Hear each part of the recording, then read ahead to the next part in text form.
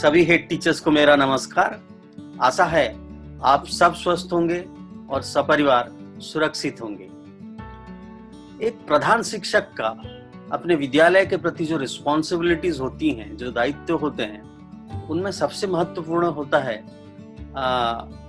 उन सब से संपर्क बनाए रखना जो किसी न किसी तरह विद्यालय से जुड़े हुए हैं या फिर जो विद्यालय के विकास में हमें सहयोग दे सकते हैं। और इन सब में सबसे पहले आते हैं अभिभावक, पेरेंट्स, जिनके बच्चे हमारे स्कूल में पढ़ रहे हैं। फिर आती है समुदाय, फिर अपने स्कूल्स के जो मैनेजमेंट कमेटी होते हैं, चाहे वो एसएमसी हो या एसएमडीसी हो, उनके सदस्य। फिर जो पंचायत के प्रतिनिधि होते हैं, जो लोकल रिप्रेजेंटेटिव होते हैं वो। फिर सबसे ऊपर जो ब्लॉक और डिस्ट्रिक्ट लेवल एजुकेशन ऑफिस होते हैं, जो एजुकेशन डिपार्टमेंट्स होते हैं। ये जरूरी है कि उनके साथ हम निरंतर संपर्क बनाए रखें, क्योंकि विद्यालय के विकास में इनका सहयोग हासिल करना जरूरी होता है। ये इसलिए जरूरी है कि बच्चों का जो ओवरऑल डेवलपमेंट होता है, समाज के इन सभी पहलुओं का इसमें इम्पोर्टेंट रोल होता है। इसलिए इन सबसे संपर्क बनाए रखना और इन सबका सहयोग हासिल करना एक प्रधान शिक्षक के लिए बहुत जरूरी बन जाता है। और सबसे बड़ी बात, हमारे जो राइट टू एजुकेशन एक्ट है और जो नेशनल एजुकेशन पॉलिसीज हैं, उसमें भी इन सबको विद्यालय के साथ जोड़ने का प्रावधान किया गया है और इसकी रिस्पॉन्सिबिलिटीज एक हेड टीचर को दी गई है। तो आज इस वीडियो के माध्यम से हम ये जानने की कोशिश करेंगे कि हम इन सब से कैसे संपर्क बना पाएंगे और इन सब का सहयोग कैसे हासिल कर पाएंगे विद्यालय के विकास में।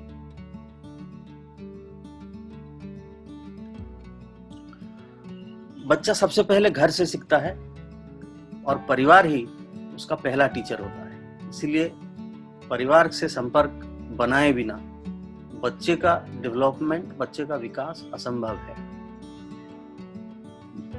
और एक चीज होता है, जब हम बच्चों के पेरेंट्स के साथ जुड़े रहते हैं तो सबसे बड़ी बात ये होती है कि बच्चों का जो ड्रॉप आउट होता है उसके चांसेस बहुत कम होते हैं, लगभग 0 हो जाते हैं। फिर बच्चों का जो रेगुलर स्कूल में आना वो बढ़ जाता है, वो नियमित हो जाता है, उनका रिटेंशन बढ़ जाता है।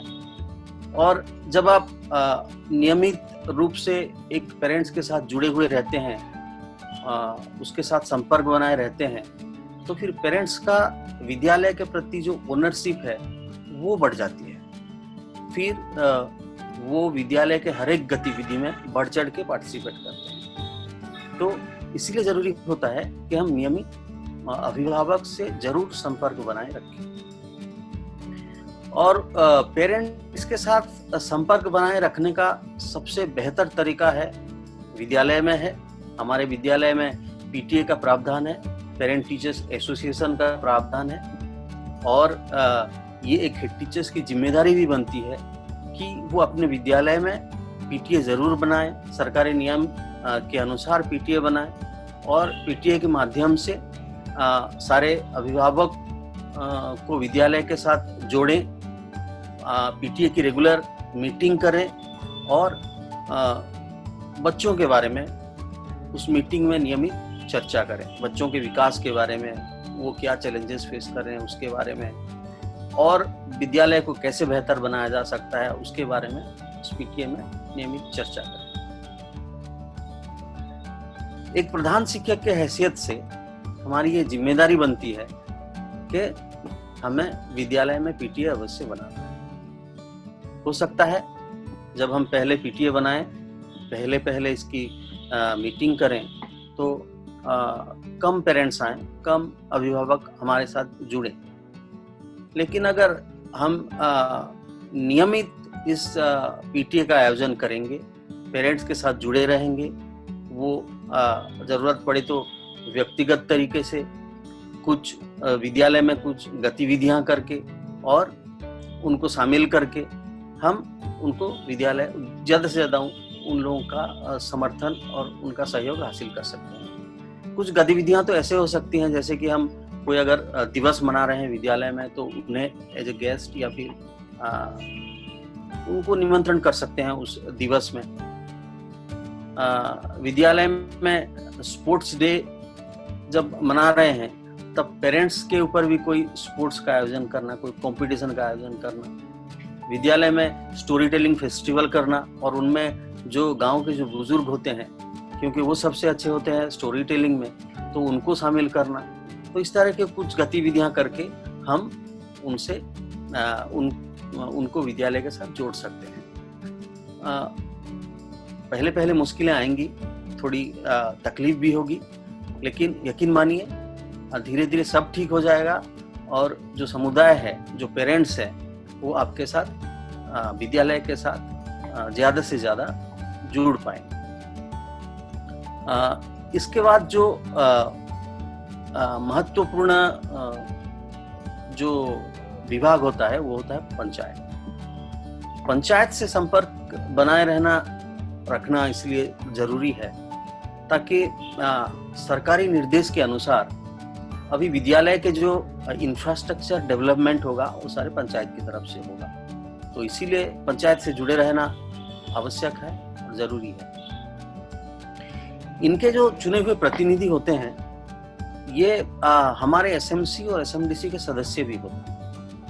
तो एक तरीके से हम उनसे जुड़े हुए हैं। अगर नियमित हम अपने एसएमसी एसएमडीसी का मीटिंग करते हैं, तो और नियमित उन मीटिंग में इन लोगों को बुलाते हैं, तो अवश्य उनके साथ हमारे संपर्क बढ़ेंगे। तो पंचायत से जुड़े रहना, इनकी प्रतिनिधियों से के साथ संपर्क बनाए रखना जरूरी इसलिए भी है कि ये लोग आपको मदद कर सकते हैं। विद्यालय की जो जरूरतें हैं, विद्यालय की जो आवश्यकताएं हैं, उसे वो विभिन्न डिफरेंट प्लेटफॉर्म पर, जैसे कि जिला अधिकारियों तक पहुंचाने में, या फिर आपके जो चुने हुए प्रतिनिधि हैं, जैसे कि एमएलए हो गए, एमपी हो गए, उनके पास पहुंचाने में ये हमारी मदद कर सकते हैं। तीसरा जो अनुष्ठान है, ऑर्गेनाइजेशन है, जिसे हमें जुड़े रहना बहुत अनिवार्य है, वो है ब्लॉक एजुकेशन ऑफिस और डिस्ट्रिक्ट एजुकेशन ऑफिस। क्योंकि ये हमारे अधिकारी होते हैं। सरकारी नियम, सरकारी प्रावधान, साधन और सुविधा हमें सबसे ज्यादा इन्हीं से प्राप्त हो सकते हैं।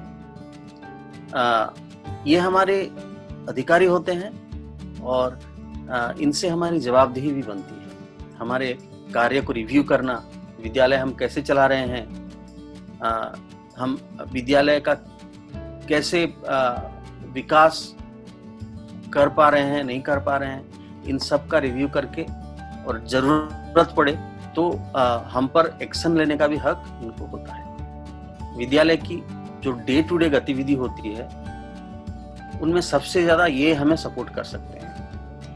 हमें विद्यालय कैसे चलाना है, सरकारी अनुदान कैसे और कहाँ खर्च करना है, शिक्षक नियुक्ति कैसे हो, विद्यालय के लिए शिक्षण साधन कैसे उपलब्ध कराए जाएं, ये सारी चीजें हम इनसे प्राप्त कर सकते हैं। और इनकी ये जिम्मेदारी भी होती है कि सारी चीजें ये विद्यालय को मुहैया करवाएं। तो इनसे अगर हमारी संपर्क रेगुलर है और इनसे अगर हम नियमित तरीके से जुड़े हुए हैं, तो ये सारी चीजें, ये सारे साधन पाने में हमें आसानी हो जाती है। और इसमें हेड टीचर की भूमिका बहुत ही महत्वपूर्ण होती है, क्योंकि हेड टीचर्स को ही पहल करके, हेड टीचर को ही आगे बढ़ के ये संपर्क साधना होता है, ये संपर्क बनाए रखना होता है।